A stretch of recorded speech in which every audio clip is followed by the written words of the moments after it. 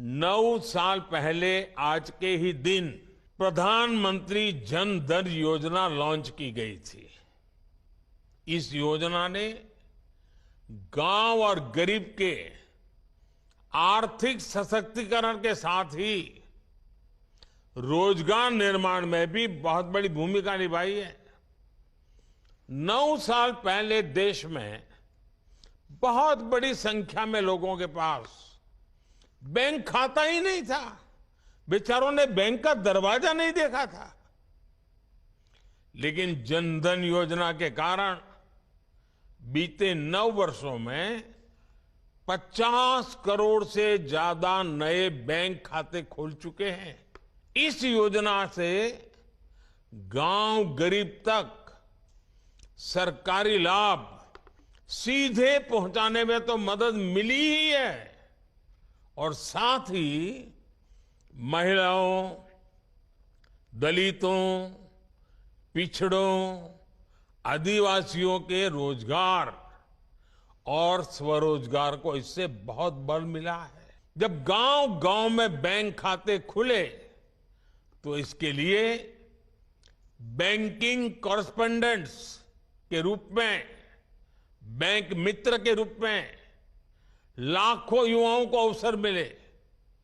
Bank मित्र हो, bank सखी हो, इसके रूप में हमारे हजारों बेटे बेटियों को रोजगार मिला।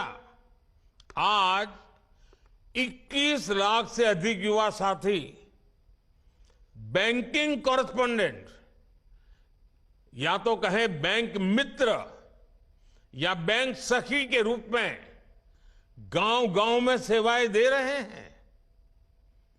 बड़ी संख्या में डिजिटल सखियां महिलाओं और बुजुर्गों को बैंकिंग सेवा से जोड़ रही है। कभी यूपी विकास के मामले में बहुत पीछे था और अपराध के मामले में बहुत आगे, लेकिन अब कानून का राज स्थापित होने से यूपी विकास की नई ऊंचाई छू रहा है।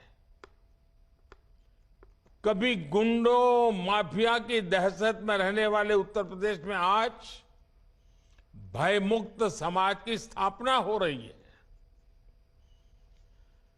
कानून व्यवस्था का ऐसा शासन लोगों में विश्वास पैदा करता है और जब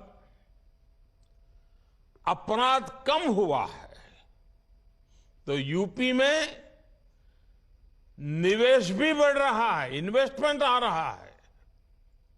इसके उलट हम ये भी देखते हैं कि जिन राज्यों में अपराध चरम पर है वहां निवेश भी उतना ही कम हो रहा है। सारे रोजी रोटी के सारे काम ठप पड़ जाते हैं। कभी यूपी विकास के मामले में बहुत पीछे था और अपराध के मामले में बहुत आगे, लेकिन अब कानून का राज स्थापित होने से यूपी विकास की नई ऊंचाई छू रहा है। कभी गुंडों, माफिया की दहशत में रहने वाले उत्तर प्रदेश में आज भयमुक्त समाज की स्थापना हो रही है।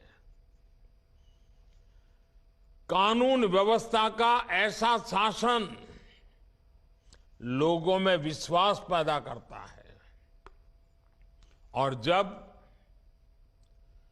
अपराध कम हुआ है तो यूपी में निवेश भी बढ़ रहा है, इन्वेस्टमेंट आ रहा है। इसके उलट हम ये भी देखते हैं कि जिन राज्यों में अपराध चरम पर है वहां निवेश भी उतना ही कम हो रहा है।